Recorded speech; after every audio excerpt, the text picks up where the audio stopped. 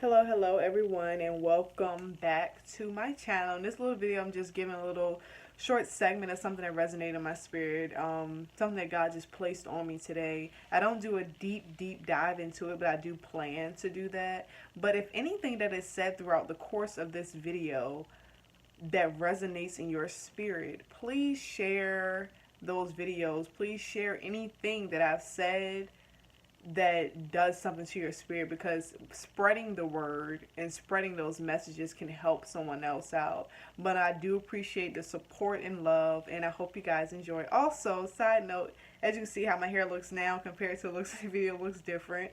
I have curls. I pinned my hair up, and I just pinned it up, and I'm just chilling, being very transparent and down to earth. Just came on here to talk, but I hope you enjoy it. Hey guys, so I just got from my graduation celebration, which I'm gonna make a video about that as well. But there's just something that has resonated in my spirit that I can't shake. It's something I had said.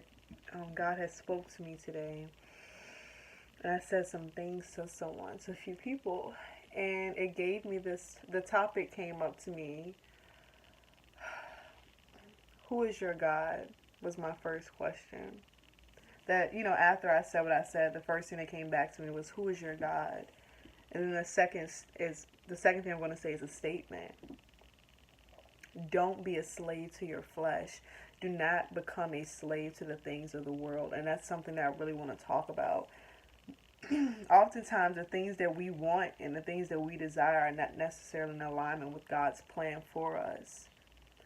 And if you get to a point where you have to understand that the first thing I had mentioned when I was talking to someone was, we have to understand that God, first of all, is the author and finisher of our faith, of our life, and everything. Second of all, we are not God, so we are not here to fix, but to solely speak out and do what God has called us to do.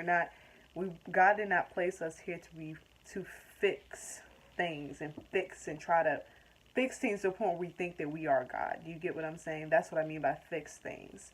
And with saying that, it comes to a point of understanding where you are in your life and understanding the company that you keep. You have to be very careful, like I said before, in various things. Be careful of the company that you keep and the things and people that you surround yourself with. Because at the end of the day, God is not going to give you more than you can handle. So if your cup is empty and you're trying to pour out, or you're surrounding yourself in those things of the world, you're going to fall back into those things. You're going to fall back into those temptations, because those temptations have been placed before you. You're not strong enough. You have to be strong enough to call things out. Now, we all have the ability to call things out, right? So we have the ability to be able to call things out and to have that. When you get to a certain level in communication and connection with God, you're going to be able to start to see things to the point where you start to smell it. And I call it smell. It's not like you actually smell it, but it's to a point where you can just smell the intentions of people. And that's just having discernment. I say smell because to me, my senses are very sensitive. My nose is very sensitive, so I say smell. My term for it is always, you could smell intentions. So that's how I explain it. And you have to think about this. Are you willing to call things out? That's the question. Are you strong enough to call them out? Do not place yourself in a situation where you become fulfilled with those temptations and those desires that you have deep, because we all have things in us that we're all working on. Do not surround yourself with those things that are weighing down deep inside you if you're not willing to call them out, because that's when you're going to call them out and somebody else is going to unleash within you as well. So you have to be prepared to be in an environment. So you have to understand, if you're light, be the light, okay? Be that light. But if you surround yourself with things that are dark, that are evil, that are demonic spirits and energies, it can weigh down on you. It can start to dim your light. It can dim your light. You're not strong enough to call those things out. You got to be someone who light shines through darkness. And to do that, you grow closer and grow a closer relationship with God. That made me realize that we cannot become slaves to the things of the world. Sex, drugs, and money are the top three things that I think we as people are slaves to. And man, we are slaves to those things, especially money. I feel like money is something that we as people have become a slave to.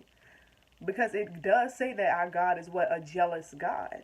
So if you think that you're going to put something before God, you got to understand what weigh your options here, what you're really doing. Like, it reminds me of this little meme I seen before where there was a girl who had the teddy bear in her hand. It was a small bear.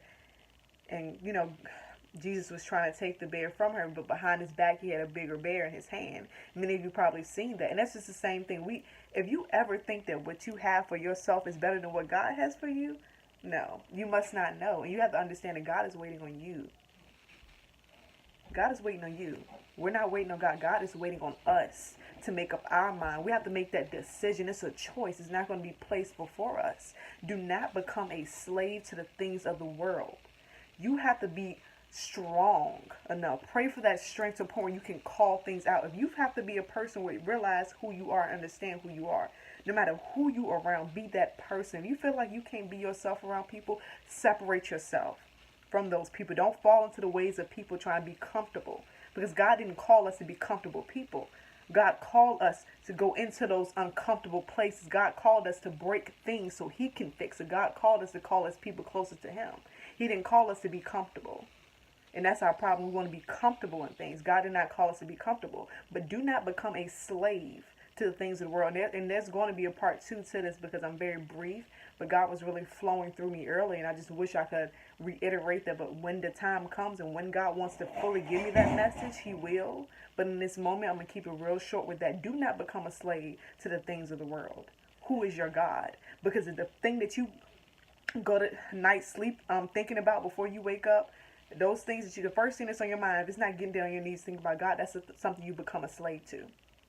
If you can't go to sleep without thinking about it, whether it's money, sex, drugs, whatever it is that you're a slave to, that has to be the first and last thing that's on your mind, you become a slave to it. You got to let it go. Because what God has for you is greater than these things of the world. These are things of the world. You don't want to be too attached to the things of the world. I'm telling you, do not be a slave to the things of the world. Who is your God? Me heard some noise. There was something that happened. Very transparent.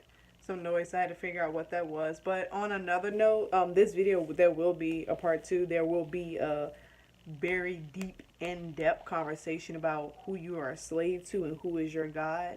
So be on the lookout for that.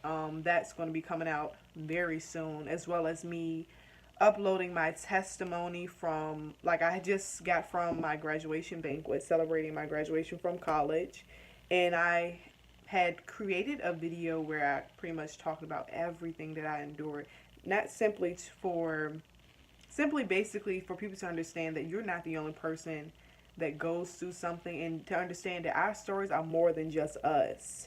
Our stories can save someone else's life, and that's honestly my intent, for people to understand that I didn't do this alone, and to show you how God had me throughout this journey. So pretty much my testimony, I actually had that video created. I'm probably going to redo it because it chopped up.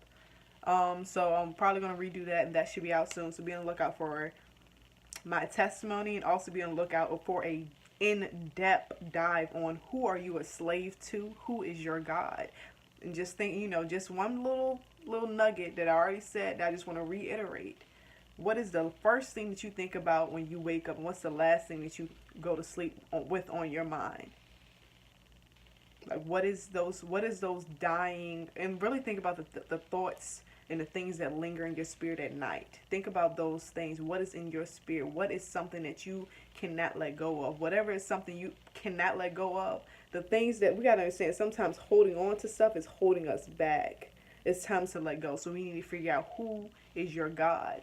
Do not become a slave to the things of the world. Do not become a slave to your flesh. Let your spirit rise.